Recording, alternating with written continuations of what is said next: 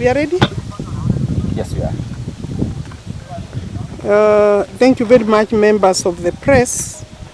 I will take this opportunity to welcome you to this site, maybe a second time. Some of you have been here, have seen some of your clips. But I have come here as the Minister, Cabinet Secretary for Lands. In this particular regard, the State Department for Lands and Physical Planning. The reason we are here is to assist the true owner of this land, Ashok and Rajesh, the two of them, to take over their land and to reinstate the position insofar as the land records are concerned. That means also the law will support the position that our state and say that the land in question is 7.39 hectares. That one, to get acres, you multiply by 2471 to get how many acres? I think roughly it's 18 acres. The land belongs to Ashok Rupishi or Rupish Shah and another Hiten Kumar Amitra Raja. Those are the two owners of this parcel where we are standing, measuring 7.390. And my presence here is because the two of them have persistently called my office. They've called the Chief Land Registrar. They've called the Principal Secretary. They have called me maybe more than 10 times. And they have pleaded that I help them to access this place. And therefore, as a Cabinet Secretary who knows how the records are, then it is important that then I help. And it could be any Kenyan. It could be me. I want to clarify and say that there is no doubt as to ownership of this land. The parcel number for this land is land reference number 18485. Okay, IR number 64011/1. May I repeat for avoidance of doubt? Land reference number 18485, IR 64011/1. This land belongs to those two people. They are people who have been claiming ownership. The two are Davis Nathan Chelogoy, Andrew Aseri, and the late Jacob Juma.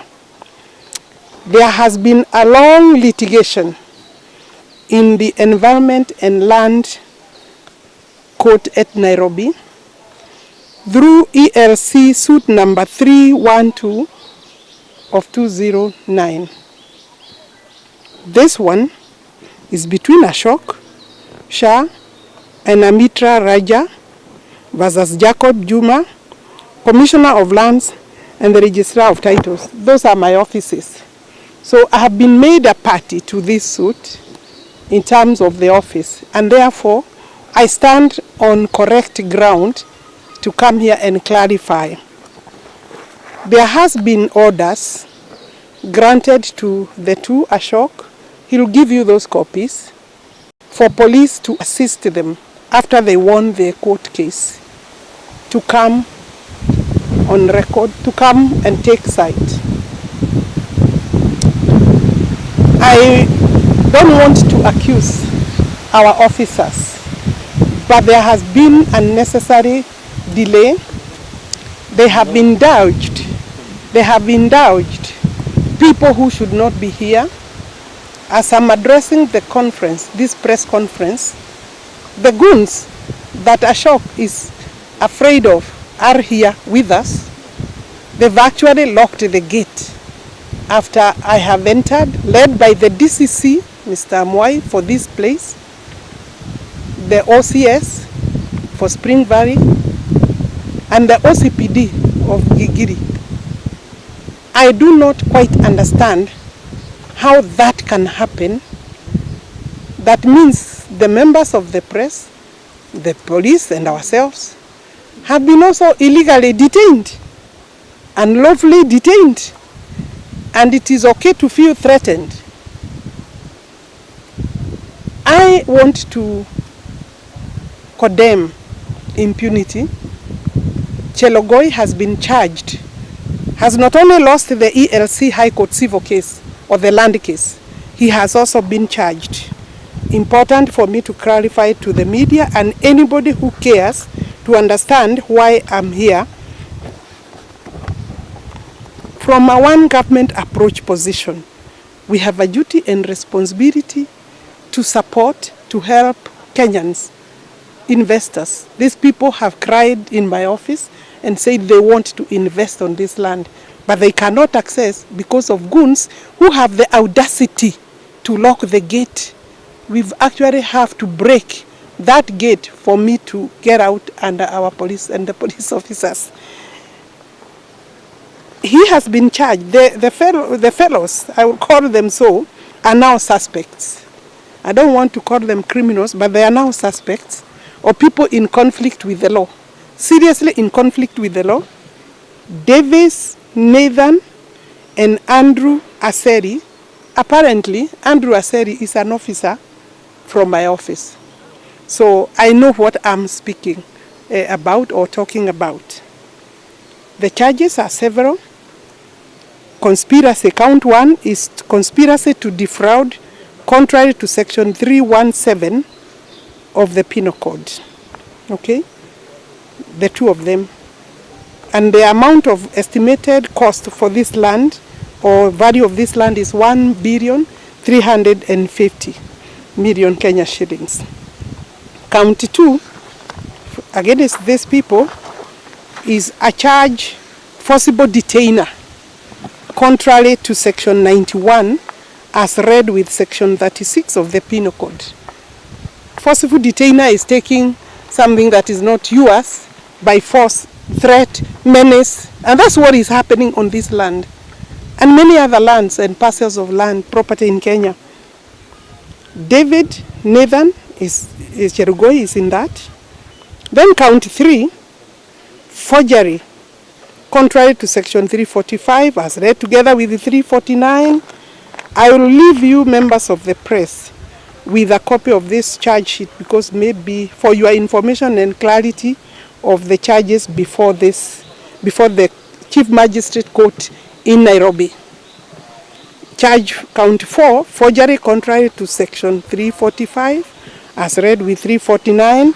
We have count 5, uttering a forged document contrary to section 353. This uttering took place in the offices of the DCI. So may I say again, this person has the audacity to go with the forged documents before the DCI. Where is he getting his courage and comfort from? Count 6, obtaining and procuring registration of land by false pretense to be the owner, contrary to section 320. The particulars of that charge are there. And then abuse of office, contrary to section 101. I'll give you copies of that charge sheet. This gentleman, Davis Nathan Chelogoi, has skipped court attendance. The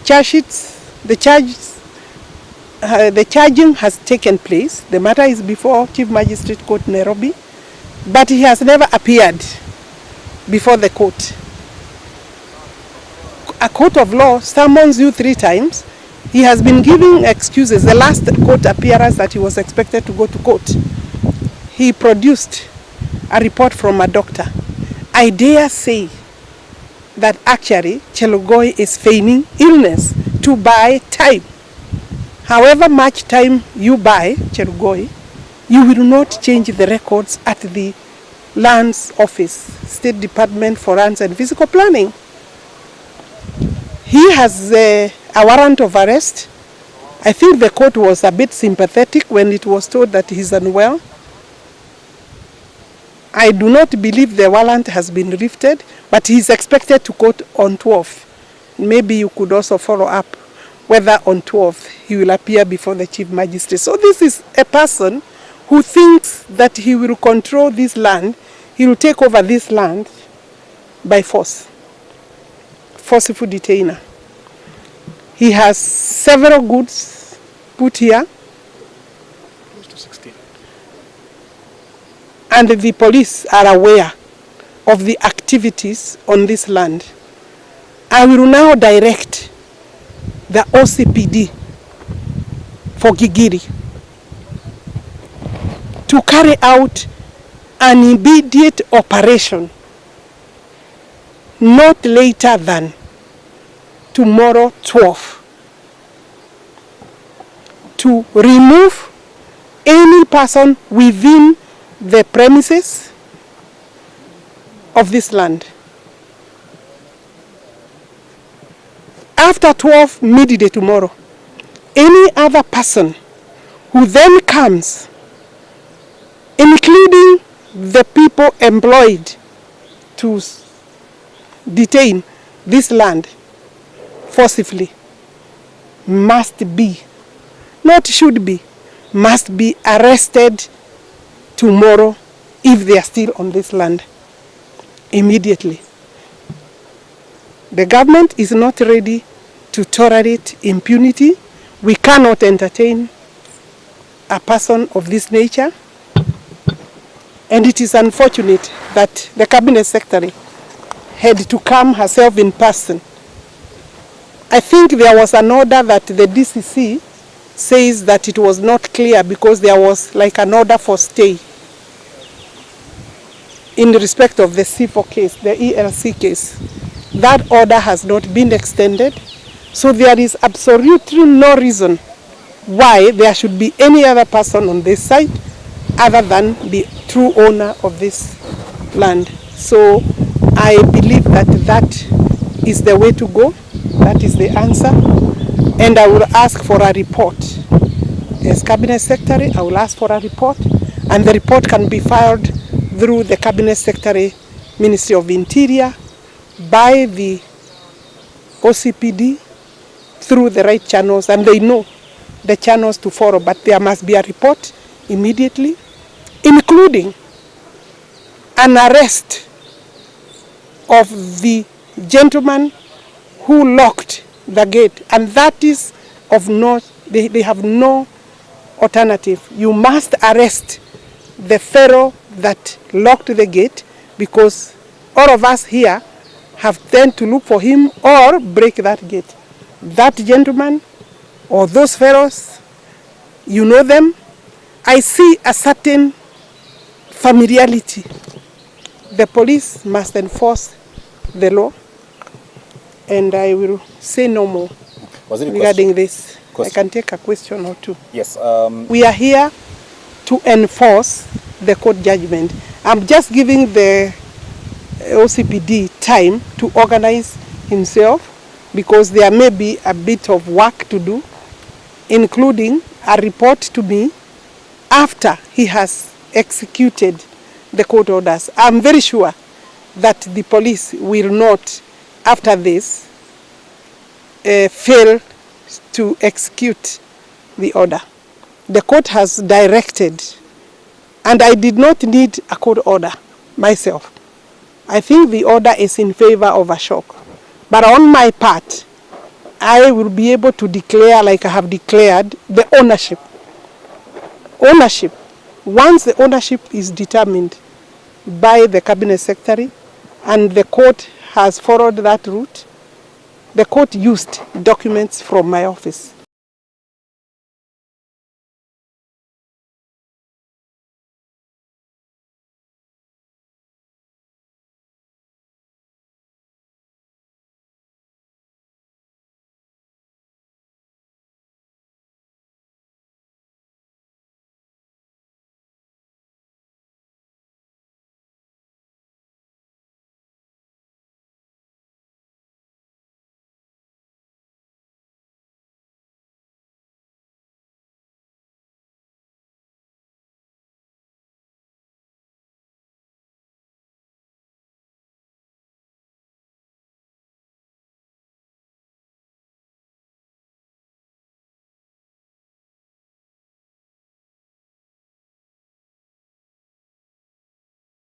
Yes.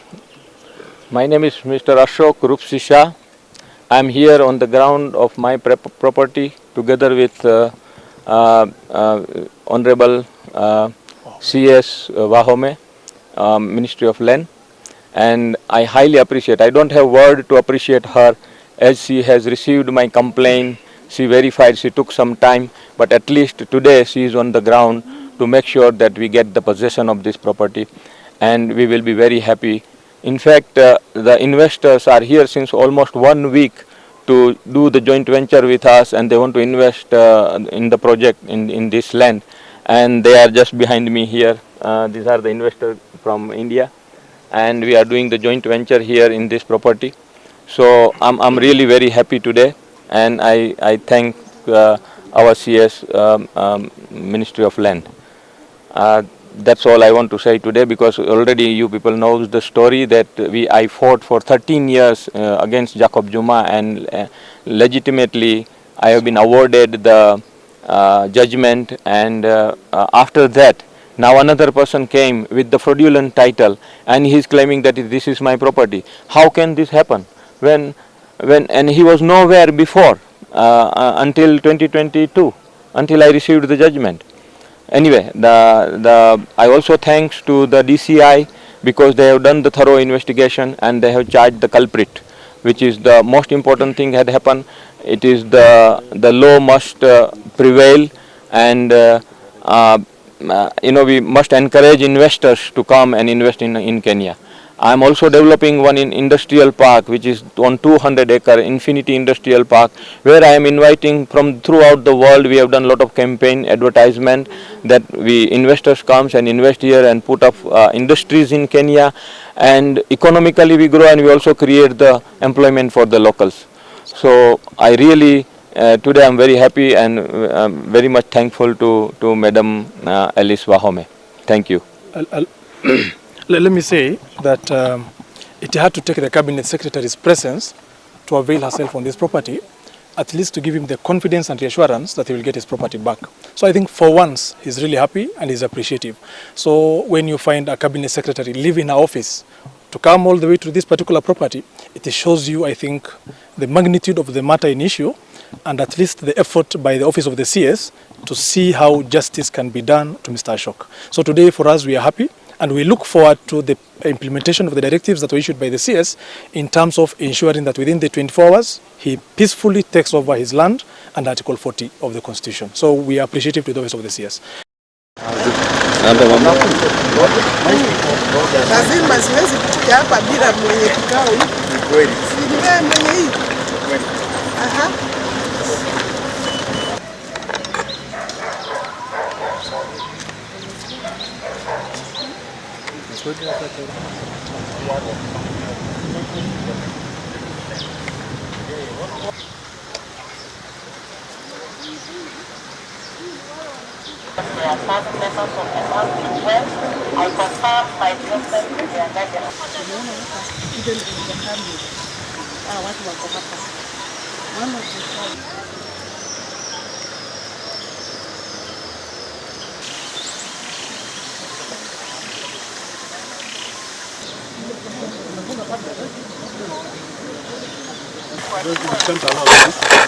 Unavyovu nini sasa hivi?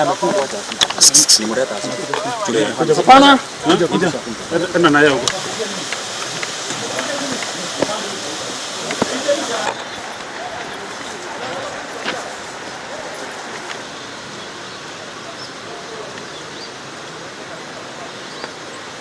Nikamwambia bunge sana watu ya anasema hii oda yenye imetoka hii ni ya samani, kuna ile imetoka sasa. Hiyo ni kabulima. Nikakama. Tenda jua nikaje mjini.